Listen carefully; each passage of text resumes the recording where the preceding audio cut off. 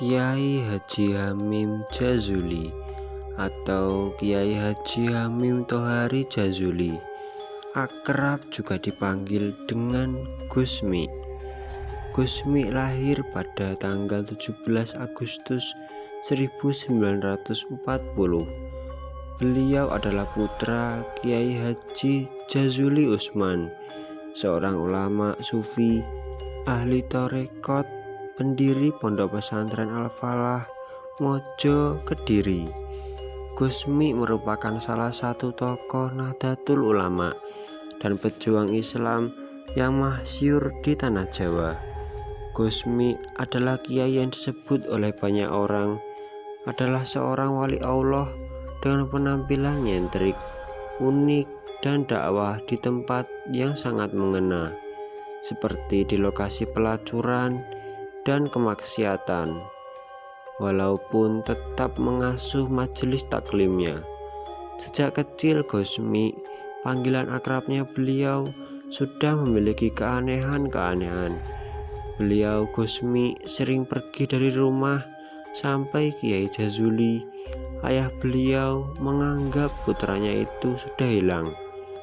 Pada waktu di pesantren ayahnya, beliau Gusmi jarang sekali mengikuti pengajian di madrasah.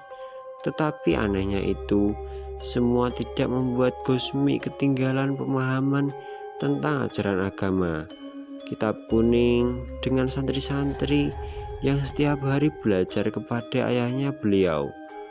Gusmi ketika diuji kemampuannya, Gusmi dalam memahami agama malahan jauh melebihi santri-santri ayahnya yang setiap hari masuk dan mengaji di madrasah beliau.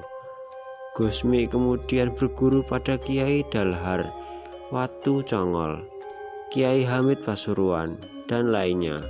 Semua guru dari Gusmi tersebut telah dikenal oleh masyarakat sebagai tokoh agama yang paling berpengaruh di daerahnya. Seiring waktu kehidupan beliau, Gusmi banyak terdapat cerita tentang kisah kekaramahan beliau. Berikut adalah karamah beliau Gusmi. Di antara karamah Gusmi yaitu Gusmi bisa membelah diri. Gusmi yang kala itu berumur 9 tahun semakin tampak penuh dengan keajaiban. Ada peristiwa yang diketahui halayak ramai, yakni berkaitan dengan wafatnya Kiai Haji Romli, Peterongan, Kabupaten Jombang, seorang mursyid tarekat Qadariyah dan dikenal luas sebagai ulama besar.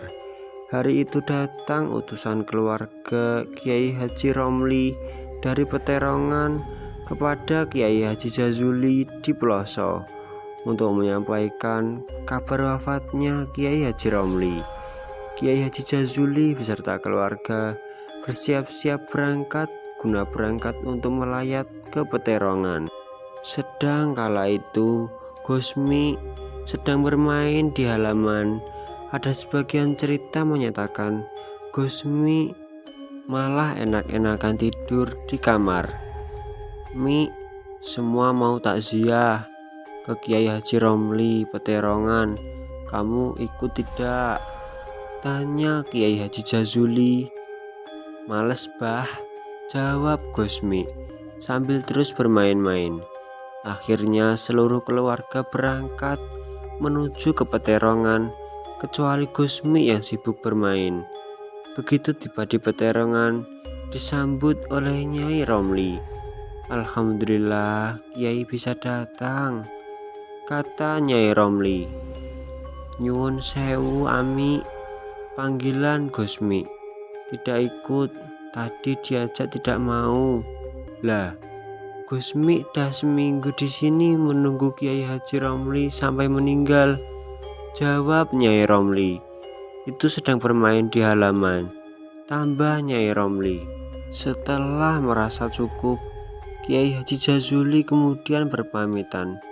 Dengan penuh penasaran terhadap putranya, sesampainya di Peloso, Kiai Haji Jazuli memanggil Juwirin, santri yang ditugasi untuk menjaga Gusmi. "Selama aku pergi ke Peterongan, Anik pergi kemana saja? Tanya Kiai Haji Jazuli. Gusmi tidak kemana-mana. Sejak Kiai pergi sampai sekarang, Gusmi masih tidur di kamar. Jawab Juwairin. Kamu jujur saja, tidak perlu berbohong untuk membela Ami, kata Kiai Haji Jazuli belum percaya kepada orang yang sedang diamanati Gusmi. Benar Kiai, saya tidak bohong, jawab Juwairin. Yang manakah yang benar, Gusmi yang sudah seminggu nungguin Kiai Haji Romli, atau yang sedang di rumah lagi tidur? Wallahu a'lam. Karomah Gusmi membelah diri di dua tempat. Pernah Gusmi selama 3 bulan tidak pernah keluar kamar dari rumah salah seorang santrinya. Santri tersebut bekerja di luar siang dan malam.